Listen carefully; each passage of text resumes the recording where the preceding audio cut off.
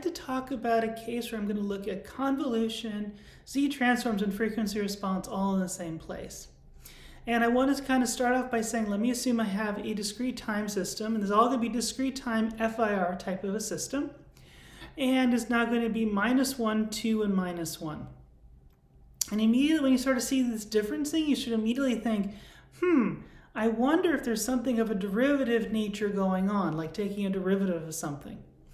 So I'm going to look at this in a couple ways. One, I'm going to say, well, first, what is the step response? And then begin to move into the Z and the frequency domain. So step response is just going to be U of t, and it's very sort of what is 0, and then what is an input to there. And so it's going to be 0, and then 1's all the way through. Very sort of typical plot of what you would expect. Now, what do I see? Well, how would I talk about it? Well, I might talk about what is the response due to this one, then this one, then this one. Again, it's a linear system, so I can pull all these things apart. This worked great in terms of how this works. So then I take the first one, the delay, and I just say, okay, well, what does that give me? Well, this is my impulse response, which means it's the response to one of them. So I then take, okay, here's the first one, then here's the second one, and here's the third one. And they're all delayed one position because, after all, each of these are delayed one position. And it's interesting enough what happens when I add all of these together. I start off with getting a -1, then I get a 1, then I get 0, and a whole bunch of zeros. Remember we said there's something about almost a derivative kind of nature here, right?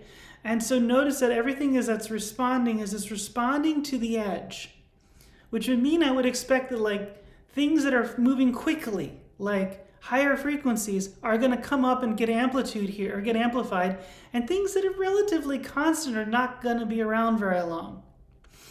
And that's kind of what I'm going to expect in my response.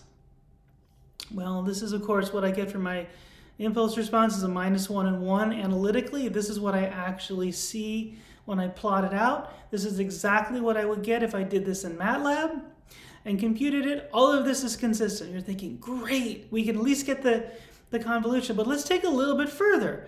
And one of the things you notice is if I then take the transfer function, and I can then go from here and do the Z transform. So the delay basically becomes a Z -1. You're like, great. So I can come up with this element. I noticed something interesting, that this creates actually a perfect sum of squares. So this is really 1 minus Z to the -1 squared, minus coming out the outside of it. And you think to yourself, ooh, cool, I can really work with this. And so one of the things I notice is that I have a 0 where Z to the -1 is 1. So 0 to pay attention to. Where does that happen? Well, it happens when omega hat is 0. So I'm going to expect 2 zeros, because again, it's squared, 2 zeros at omega hat equals 0. You're thinking, great. Okay, so the beginning, and I wonder if this will show up in the frequency response. Well, how do I get to the frequency response? Well, that would just be, look, Z -1 is e to the -j omega hat. Well, how do I get to frequency response? Well, I know I've got the 3 coefficients, so there's a straightforward formula for FIRs to do this. I can also go, you know what, Z -1 is e to the -j omega hat. I already got the Z transform. Let's just plug it in. Off we go, right? So here we go. And so I put that in, 1 to the -j. Now there is a -1 out here, but we're looking at pretty much, we're going to eventually be mostly magnitude, so we can kind of get away with this. E to the j, so then I pull the e to the -j omega hat out, right?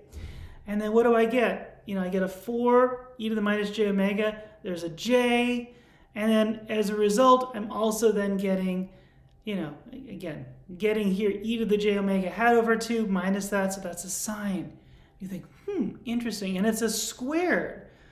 So what I get here is that for high frequencies, it's 4. For low frequencies, it's at 0 because I had a double 0. Further, notice what's also going on here. This is a little bit steeper in its approach. If it was a single sign for a single, like it wasn't, this was 1 minus Z to the -1 and not squared, this is going to be a little more round. And so that's actually interesting as well to kind of see these various differences as I'm looking at the filter functions.